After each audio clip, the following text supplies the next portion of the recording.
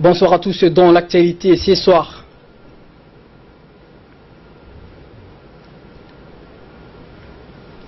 La première médaille d'or, la première médaille pour Djibouti grâce à Hiss Bachir sur 5000 mètres. Israël retire ses mesures de sécurité limitées l'accès à la mosquée Al-Aqsa. À la une dans l'actualité, le ministre des Affaires étrangères et de la coopération internationale, porte-parole du gouvernement, M. Mohamed Ali Youssouf, a reçu hier matin en audience le commandant en seconde de l'opération In Favor Atalante de l'Union européenne, le contre-amiral Alfonso Pérez. Ce dernier a été introduit auprès du ministre par l'ambassadeur de la délégation de l'Union européenne à Djibouti, M. Adam Koulach. Les deux hommes ont fait le point sur les relations entre Djibouti. Ils ont également fait un tour d'horizon sur les situations sécuritaires dans la région, notamment en Somalie et au Yémen. Également dans l'actualité, on a fait la première du film long métrage intitulé Dal Niyaro, produit et réalisé par la cinéaste Lula Ali Ismail, a été projeté hier lors d'une cérémonie qui s'est déroulée sous le haut patronage du ministre des Affaires musulmanes, de la Culture et de Bien Waqf, M. Moumin Hassan Maré. Cette cérémonie a également vu la participation, outre du ministre des Affaires musulmanes, de la Culture et du Bien Waqf, M. Moumin Hassan Maré, du ministre de la Communication chargé des Postes et des Télécommunications, M. Abdi Youssouf Sougué, du ministre de l'Éducation nationale et de la Formation professionnelle, M. Mustafa Mohamed Mahamoud, des artistes djiboutiens et étrangers, ainsi que de nombreux invités. Lula Ali Ismail est une jeune réalisatrice qui a beaucoup fait parler d'elle depuis son premier film, un court-métrage intitulé L'âne ou la branche du cadre, qui évoque les quotidiens et les espoirs de jeunes filles de son pays et qui fit un succès au niveau national mais également au niveau festival du cinéma où il fut nominé.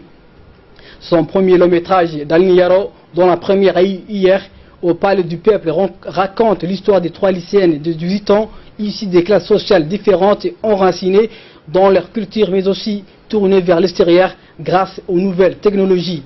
Le casting a été réalisé sur le terrain devant le lycée. L'Afrique a hâte de découvrir son film.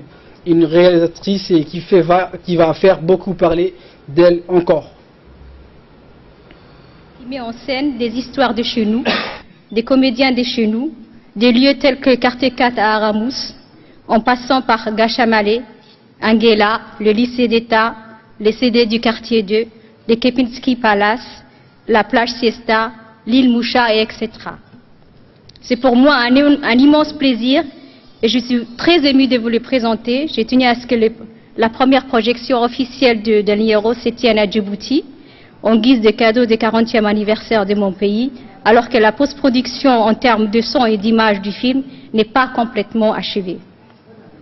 Investir dans le cinéma djiboutien, réalisé et produit par des Djiboutiens, c'est croire à notre potentiel, pour dire au monde que nous existons, que nous créons, pour dire et montrer une compétence.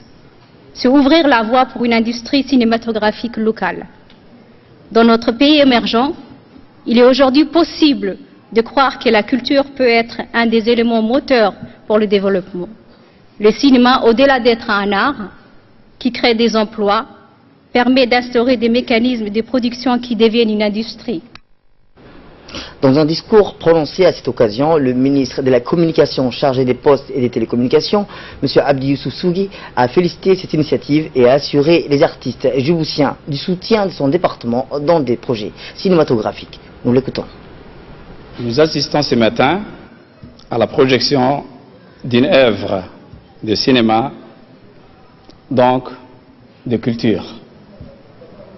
De ce fait, certains pourrait se demander la présence au parrainage de cet événement du ministre de la Communication. Lula vient de le citer, c'est parce qu'elle a été épaulée aussi bien par mes prédécesseurs du département de la Communication.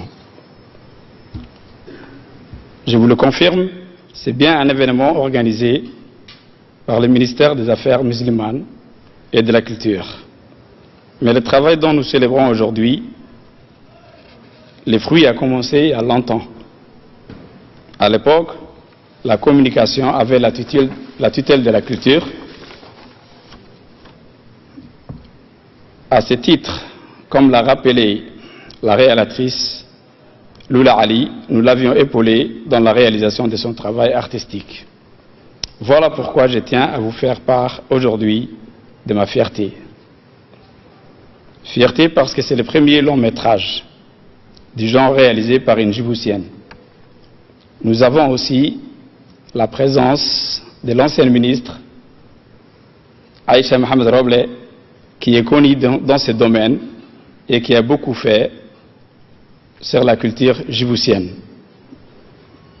En tant que ministre de la Communication, nous sommes déterminés à apporter notre appui à l'émergence d'une production audiovisuelle et cinématographique nationale, et cela conformément à la ligne politique tracée au gouvernement par son Excellence Al-Hajj Ismaïl Omar Guelleh, le président de notre République.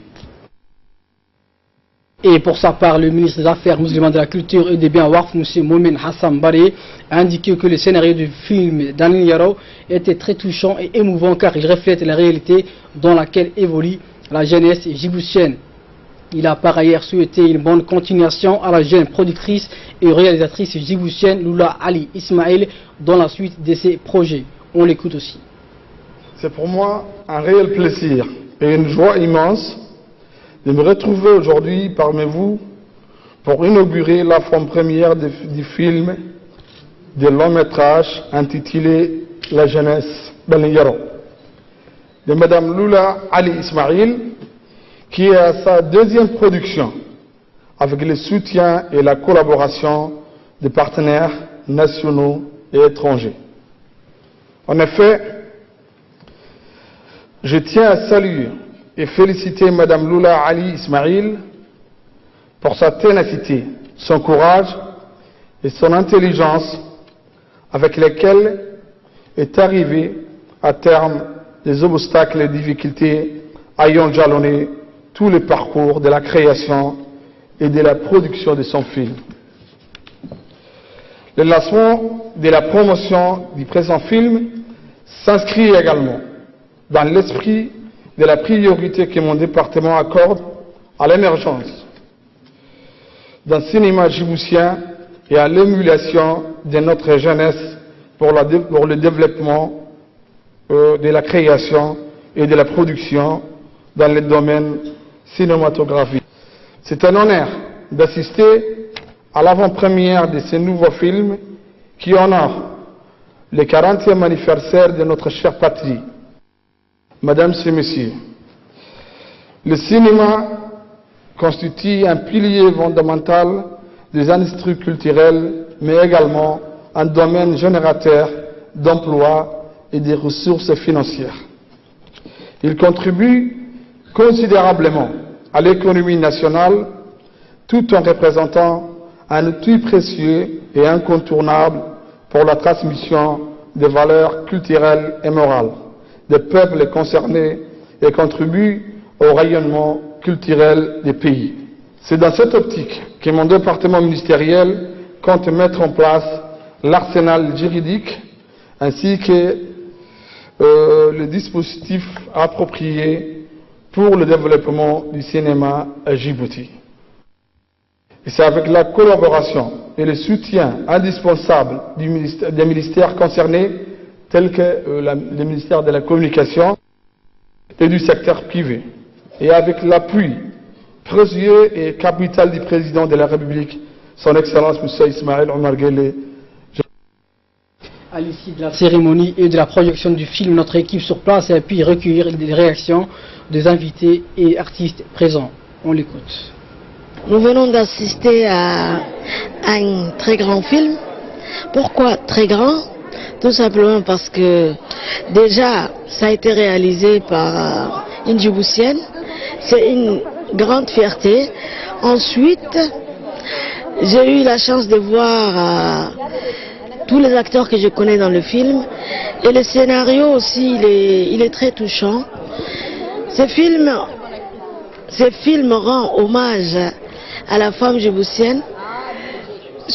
Surtout, il rend hommage à la maman djiboutienne. Et il vient de démontrer que derrière chaque femme qui réussit, il y a une maman qui a sacrifié sa vie. Je viens de voir l'arbre qu'on a planté, ses fruits, et puis c'est quelque chose d'extraordinaire. Vraiment, j'ai des sentiments énormes. Ça fait plaisir de voir. C'est la première fois? Oui, c'est la toute première fois que j'ai essayé. On dirait que tu as fait ça toute ta vie pourtant. Ah non, putain, c'était la première fois. J'attendais pas ça, mais bon, je dis un grand merci à toute l'équipe qui nous a soutenus, à notre réalisatrice, parce que c'est vrai, c'était notre rêve d'être actrice, de tourner de films, un truc ce genre, mais on ne pouvait pas faire sans Lula, parce que c'était elle qui a mis tous les programmes en point, écrire, réaliser des personnes. Oui, c'est pas facile, et puis pour nous aussi, c'était pas facile d'ignorer toutes les présences. Quel jour tu allais être devant le grand écran? Oui, une fois, oui. C'était un peu mon rêve, être actrice, tourner des films. Ouais, et pour la première fois, voilà, ça vient de se réaliser. Et maintenant que c'est fait, quels sont tes projets pour l'avenir? Mes projets, je sais pas, franchement, continuer dans le cinéma ou autre chose. Bien sûr, j'ai d'autres choses dans la tête, mais si l'opportunité, si je trouve l'opportunité, bien sûr, je ne vais pas hésiter. Alors, pendant la réalisation du film, qu'est-ce que tu voulais vraiment démontrer? Quel est le message du film? Que c'est pas le message que les trois personnages essayent de vraiment passer, c'est que peu importe où tu fais tes études, tu peux réussir partout si tu as la volonté voilà, t'as pas besoin d'aller ailleurs pour réussir ta vie, quoi, ou pour être épanoui. En gros, les messages, c'est ça. En même temps, ça montrait les difficultés de la jeunesse djiboutienne, oui. Élèves, étudiants, également dans la vie adulte. Oui, c'est très difficile, c'est une période très difficile. C'est une période où tu n'es ni adolescent ni adulte. Donc, c'est vraiment une période très très difficile, et c'est une période où tu dois choisir ton avenir. À 18 ans, qu'est-ce que tu veux faire et que tu vas continuer à aimer de faire quand 10 ans plus tard ou 20 ans plus tard. C'est très difficile. Et avec toutes les émotions d'une jeune personne de 18 ans. Donc c'est vraiment une période très très très difficile. Pour tout le monde d'ailleurs. Une dernière question, si tu devais résumer ces 4 ou 5 années de travail et d'énergie que vous avez dépensé avec toute l'équipe, si tu devais résumer tout cela en un seul mot, quel serait-il? Passionnant. Autre actualité nationale, la salle de conférence de l'Institut national d'administration publique, autrement dit l'INAP, a abrité hier la cérémonie de clôture de la seconde phase de la formation sur l'évaluation du droit du travail djiboutien, destinée aux syndicats des travailleurs djiboutiens. Cette formation organisée par le ministère du Travail, chargé de la réforme et de l'administration, et particulièrement par le SECRA, a réuni une quarantaine de participants. Les travaux ont été lancés par le secrétaire général du ministère du Travail, M. Abdallah Mohamed. Du côté des officiels, on notait la présence du secrétaire exécutif chargé de la réforme et de l'administration, le SECRA, M. Mohamed Awale, du directeur de l'INAB, Sharmaki Hussein, du secrétaire général de l'UGTD, M. Siri Dionis, du président de l'UDT, Ahmed Youssouf. Les leaders des différents syndicats du secteur étaient venus en nombre pour suivre cette formation dont le thème plutôt fait partie de leur quotidien. Les travaux de cet atelier de 4 jours sont animés par M. Ilyas Sirid, expert en droit du travail, rappelant qu'il a été question tout au long de cet séminaire de la réglementation du droit du travail, du contrat de travail, de l'embauche, à la rupture des négociations des droits de travail, des grèves, des sujets comme l'évolution du droit du travail en République de Djibouti et les récents textes de loi récemment adoptés en droit du travail seront également étudiés durant cet atelier. Rappelons que cette formation a débuté le 24 juillet jusqu'au 27 juillet. Cette clôture avec la remise des associations durant cette cérémonie de clôture au séminaire, plusieurs personnalités se sont exprimées et ont mis l'accent sur l'importance de la thématique mettant en exergue le droit du travail. Je voudrais en premier lieu se féliciter du succès accompli dans la réalisation de ces actions formatives qui vient de parachever la seconde phase de ce programme. C'est pourquoi je me permets d'exprimer nos vifs remerciements à l'endroit du ministre du Travail qui non seulement a bien voulu nous accorder cette session de renforcement des capacités institutionnelles, mais continue également à afficher un réel intérêt à toute approche entendue comme contribuant à élever le niveau de compétences des cadres syndicaux. Par ailleurs, partant de cette session, il s'agit en effet d'un grand pas qui s'inscrit dans la vision politique du président de la République, son Excellence Ismaïl Omar Guelleh, qui a fait de la réforme de l'administration la pierre angulaire de sa politique clairvoyante, et cela a tout simplement contribué à une transformation pluridimensionnelle de l'administration djiboutienne. Que le secrétaire exécutif chargé des réformes administratives, M. Mohamed Awali, est intervenu pour féliciter tous les représentants de travailleurs qui ont assisté à la formation. On l'écoute. Il y a 4 jours, vous avez débuté ici à l'INAP une formation relative à l'évolution du droit de travail djiboutien qui vous a été minutieusement préparée par le ministère du Travail chargé de la réforme et particulièrement le secrétariat exécutif chargé de la réforme, en mettant à nouveau à votre disposition le consultant, M. Iyas Saïd, spécialiste en droit de travail.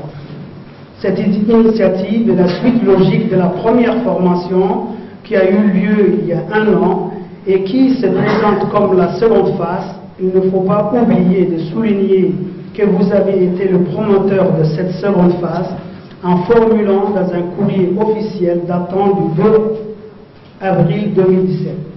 Il nous demande de reconduction du projet de formation dédié aux représentants syndicaux affiliés aux différents organismes syndicaux afin d'accroître leur activité en matière du cadre juridique réglementant le marché du travail djiboutien. Cette démarche témoigne votre degré de motivation pour accroître l'apprentissage des principes et valeurs phares dominant le monde du travail actuel et qui prônent pour la négociation et le dialogue dans le milieu du travail. L'enjeu de cette formation, a affirmé le secrétaire général du ministère du Travail, est de permettre à tout un chacun d'obtenir des informations substantielles sur les droits et obligations de chacun dans les milieux professionnels respectifs. Nous l'écoutons. Je voudrais féliciter les représentants des travailleurs qui ont participé activement à cette formation qui porte sur le droit du travail, un thème qui les concerne au premier plan. Mes remerciements vont aussi à l'endroit du docteur Elias qui a bien voulu partager ses connaissances avec les participants. Il m'est agréable également de souligner que cette formation intervient dans un contexte où le ministère du Travail conduit des actions de révision du Code du travail et de la législation du travail à travers les activités du CONTES. Mesdames, Messieurs, la formation est essentielle, elle est valorisante et enrichissante pour chaque personne qui veut évoluer dans sa carrière. Chacun de nous éprouve le besoin de s'informer, d'être à l'écoute et de connaître l'évolution de son environnement tout au long de la vie. Elle demeure cependant indispensable pour les représentants des travailleurs chargés de défendre les intérêts des travailleurs. C'est l'instrument par excellence capable de leur fournir les outils pouvant servir la cause et les objectifs des travailleurs. Pour remplir les missions qui leur sont dévolues, les syndicalistes doivent être formés et informés sur leurs droits et obligations et se forger une culture suffisante pour débattre valablement sur toutes les questions relatives aux conditions de travail, la législation, normes, protection sociale, etc. La formation au droit du travail pour le personnel syndical doit être une motivation permanente. C'est la condition pour asseoir et établir un dialogue social constructif et apaisé. On vous le disait dans le titre, en Côte d'Ivoire, les couleurs djiboutiennes ont été hissées grâce à la 3e d'un athlète djiboutien, Issa Bachir, qui a remporté ainsi la première médaille au 8e jeu de la francophonie. Issa Bachir vient de remporter une médaille de bronze aux 5000 mètres, médaille bien méritée quand on voit le niveau des compétiteurs. Mais aussi le fait qu'il venait de Belgique, s'est reposé où il avait compétit pour la qualification aux championnats du monde qui vont se dérouler à Londres. Sa médaille lui a été remise par le secrétaire général, M. Mohamed Ahmed Farah. Pour ici, c'est la 2e fois qu'il participe aux Jeux de la francophonie. En effet, il avait participé au 7e jeu de la francophonie à Nice, où il avait remporté également une médaille de bronze. 2 Djiboutiens avaient participé à la compétition de 5000. M. Issa Bachir, classé A, la 3e, avec un chrono de 14 minutes 11 secondes. De sa place, Hassan Bouh, autre Djiboutien, classé 10e avec un chrono de 14 minutes 32 secondes. Issa Bachir a mené la course au début jusqu'au dernier. Il a été coiffé sur le poteau d'arrivée par 2 Marocains ensaillés hier sur 5000 mètres avec un chrono de 14 minutes 11 secondes. L'autre Marocain, Boukantar Soufiane, a pris la 2e place avec un chrono de 14 minutes 11 secondes. Au micro de notre journaliste caméraman Hatem Dine Allo, il a avoué qu'il n'est pas eu mieux de sa forme mais qu'il était néanmoins fier d'avoir remporté cette médaille pour son pays dont le drapeau a été hissé lors de la remise du trophée.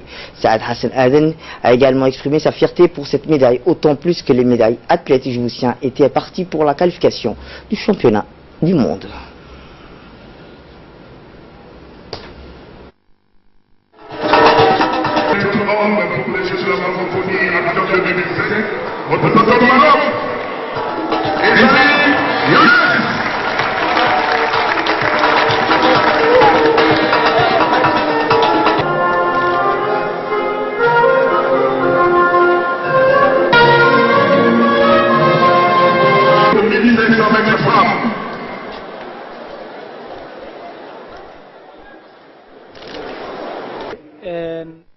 Et dans le reste de l'actualité, dans la région d'Arta, il y a les finales de Ligue régionale sportive qui ont débuté le 18 juin 2017. Le Ligue regroupait 4 disciplines, à savoir le football, le handball, le volleyball et le basketball. En effet, plusieurs équipes issues du chef-lieu d'Arta, de la localité de Ouéa et de la sous-préfecture de Damarjok ont participé à ces finales inédites à Arta. Ont participé à ces finales de Ligue qui haute en couleur le préfet d'Arta, M. Abdeladrar Okiye, le président du conseil régional, M. Elmi Bouhoudade, du préfet adjoint, M. Vozi Ahmed Assoué, la vice-présidente du conseil régional, Mme Filsan Elmi, ainsi qu'au cadre du secrétaire d'État à la jeunesse et au sport, tel que le directeur du sport, M. Shedon Khairé, de l'inspecteur général, M. Moussa Ali, du directeur de région, M. Omar Hassan. La finale du football a eu lieu le mardi dernier à Arta et c'est l'équipe de Salele qui l'a emporté. Et les finales des autres disciplines, handball, volleyball et basketball, ont eu lieu hier jeudi au complexe sportif de Lamia. La finale de volleyball a opposé l'armée d'Arta face à l'équipe de Damarjok et c'est le club de phare d'Arta qui a gagné cette finale. Par ailleurs, la finale de handball qui opposait donc les équipes masculines et féminines de handball d'Arta ont battu les handballaises et handballeurs de Ouéa. Et enfin la finale de basket de club de New York a remporté la finale en battant Bataoui. Enfin le préfet de la région et les responsables du secrétaire d'État à la jeunesse et du sport ont procédé à la remise des trophées composés des coupes et de médailles. Le préfet de la région d'Arta, M. Abdillahi Dalar Okiye, et les différents responsables du secrétariat d'État à la jeunesse et au sport ont félicité tous les participants aux compétitions sportives organisées par la Ligue sportive de la région d'Arta. Ils ont encouragé les jeunes à pratiquer les activités qui est important pour l'épanouissement de la jeunesse. Et dans l'actualité, l'ONG EVA a été déplacement cette semaine à Panta dans la région de Diki pour la cérémonie de clôture des remises des ouvrages d'un projet d'urgence lancé décembre 2016 intitulé Réponse à l'insécurité nutritionnelle des populations vulnérables de la République de Djibouti. Ce projet a été réalisé sur le terrain par l'ONG EVA avec le partenariat de l'ONG ACF et le financement de l'ambassade de France. 10 localités rurales situées dans les régions de Tadjoura et de Dikil ont été concernées par les projets dont les bénéficiaires directs sont estimés à près de 200 personnes, outre d'amélioration de revenus à travers les activités Cash for Work. Les projets a contribué à la mise en disposition des infrastructures de base telles que le puits de retenue d'eau, de pistes d'accès des unités agro-pastorales et agricoles.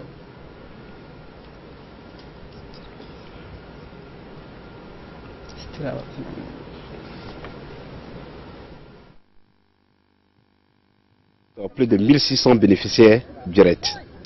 Et Action contre la faim, bien évidemment, avec donc l'appui de ses bailleurs et de ses partenaires, continuera donc de répondre donc aux besoins de l'insécurité alimentaire partout dans le monde et particulièrement dans la République de Djibouti. Donc l'action d'aujourd'hui était effectivement de faire la remise officielle des ouvrages que nous avons donc réalisés dans le cadre donc de ce projet financé donc par l'ambassade de France. Je profite effectivement de cette occasion pour dire merci à toute la communauté avec laquelle nous avons travaillé, toute la communauté, toutes les autorités politiques de Dikil et d'État du Roi, mais notamment aussi les chefs de village, les chefs religieux, la jeunesse et toute la communauté. Merci également à notre partenaire Eva, qui, malgré un certain nombre de difficultés en matière d'accès, œuvre bien évidemment à la bonne réussite de ce projet. Et les activités que nous avons vues aujourd'hui prouvent effectivement qu'il y a un travail de fond qui a été fait en collaboration avec tous les partenaires, notamment les chefs du village, les leaders et la communauté politico-administrative. Et donc je voudrais, au nom du directeur pays d'ACF, réitérer donc nos remerciements à tous ces partenaires. Dans le reste de l'actualité, dans le cadre des activités de consultation mensuelles mises en place par la direction des régions sanitaires du ministère de la Santé pour le rapprochement des soins dans les localités des régions de l'intérieur, l'équipe mobile de Bok s'était placée dans 3 localités, à savoir Badartila, Rouré et Warabad, pendant 3 jours. Le but de l'équipe mobile est de prodiguer des soins dans les localités d'où une structure de santé fixe et inexistante. Les prestations offertes à la population de la localité étaient les consultations médicales adultes 377 personnes, les soins de poste et prénatal 117 femmes, la vaccination 23 enfants, la consultation pédiatrique 125 ainsi que la promotion de l'hygiène, la malnutrition modérée 11 enfants. Et enfin, ces actions de délocalisation des consultations médicalisées se font sur une programmation mensuelle à planifier par le médecin-chef de la région, Dr Hassan Ibrahim Mohamed, afin de mieux servir la population de la région de Bok. Et pour clore l'actualité nationale dans le cadre de la lutte de la contrebande, toutes ces formes, dans la matinée du 26 juillet 2017 à 8h, les gendarmes de la brigade d'Amboli ont exploité des renseignements selon lesquels des propriétaires de magasins situés dans le secteur de la cité de l'aviation auraient stocké un important lot de cigarettes provenant de la contrebande. Aussitôt nantis de ces informations, les gendarmes de cette unité se sont transportés sur le lieu pour contrôler les points de vente. Au cours de cette opération, ils ont pu saisir 12 cartons de cigarettes dans 2 magasins qui vendaient initialement de matériel électronique.